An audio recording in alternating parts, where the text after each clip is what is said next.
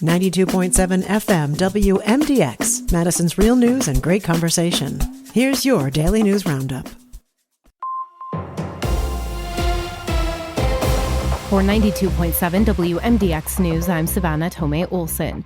Green Bay continues to mourn Wisconsin native Alex Preddy. Connie Feldman takes us there.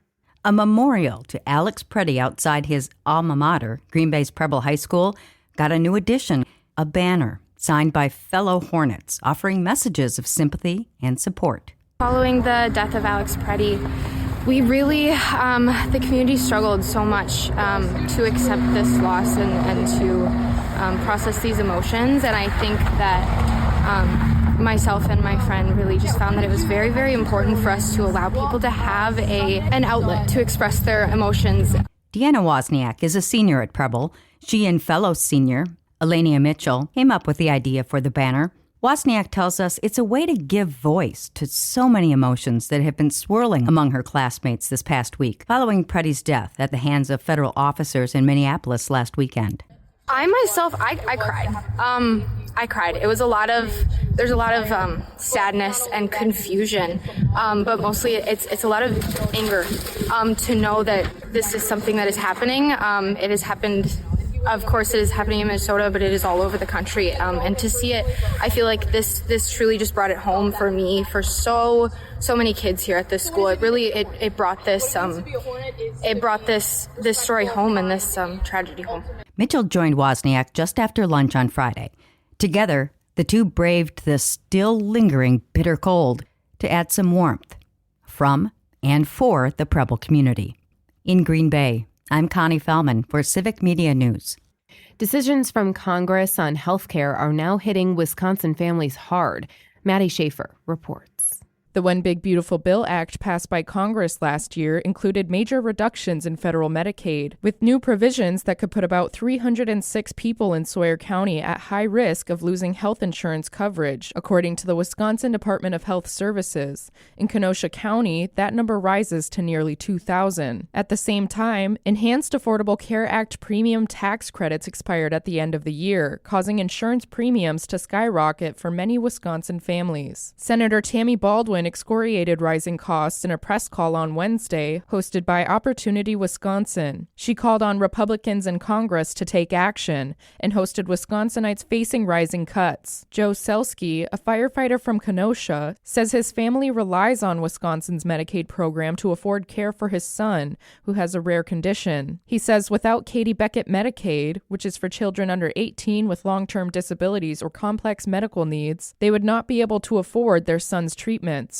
I really think that Congress needs to take action and reverse those cuts immediately and restore health care for those Wisconsinites that are losing it. Emma Widmar from Mount Pleasant, who lives with multiple chronic conditions, relies on Medicaid-funded services for daily care. And if Medicaid didn't have my back, I wouldn't be able to afford the health care costs that keep me alive. Dr. Abigail Lanou is an emergency physician in Chippewa Falls and says rural hospitals and the healthcare system are at risk. Healthcare premiums are going to go up everywhere, not just for people on the ACA plans. According to the Centers for Medicare and Medicaid Services, nearly 290,000 Wisconsinites enrolled in ACA marketplace coverage in 2026. That's Maddie Schaefer reporting, and I'm Savannah Tomei Olson, 92.7 WMDX News.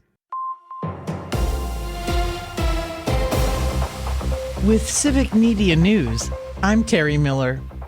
It's Election Day in Wisconsin, and the big race is for the state Supreme Court. The most recent Marquette poll showed Chris Taylor ahead of Maria Lazar among likely voters, though nearly half were still undecided, and no new polls have come out since then. Across the state, there are about 75 school referendum questions on the ballot. Polls are open until 8 tonight, and voters can still get a voting ID at the DMV if they need one. Find out where to vote and what's on your ballot at myvote.wi.gov. Once again, that's myvote.wi.gov. The future of WU System President Jay Rothman could be decided today.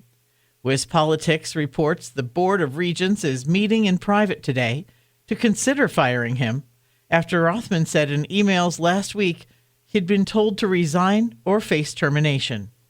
Rothman, who's been in the job since 2022, said he's still unsure of the reason. The president of the Regent Board says he was given notice and the talks were part of an ongoing performance review. And Wisconsin is moving forward on PFAS cleanup after Governor Tony Evers signed a bipartisan plan unlocking $125 million. That money will help towns and homeowners test and treat water for the so-called forever chemicals.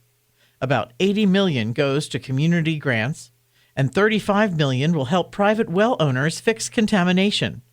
Lawmakers on both sides say it's a big step to protect safe, clean drinking water across the state. More news is available at civicmedia.us.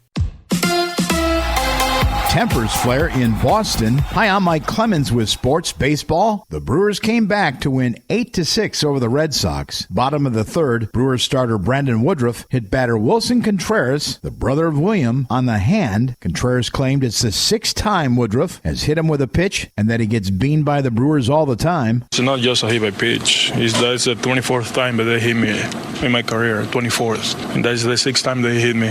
And they always say, I'm not trying to hit you.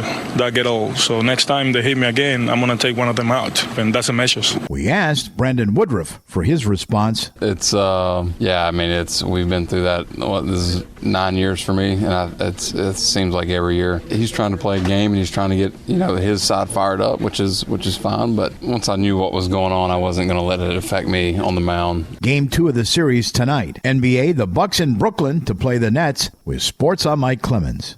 It is going to be sunny and a little warmer today. We'll get to the low to mid-40s for a high this afternoon. Tonight, mostly cloudy. Could see a little light rain or snow mix after midnight tonight with a low of 32. Tomorrow, mostly cloudy, scattered showers, and warmer with a high of 65. I'm meteorologist Sean Cable.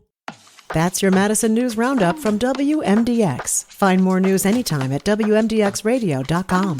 Subscribe to this podcast on Spotify, Apple, or wherever you find your podcasts.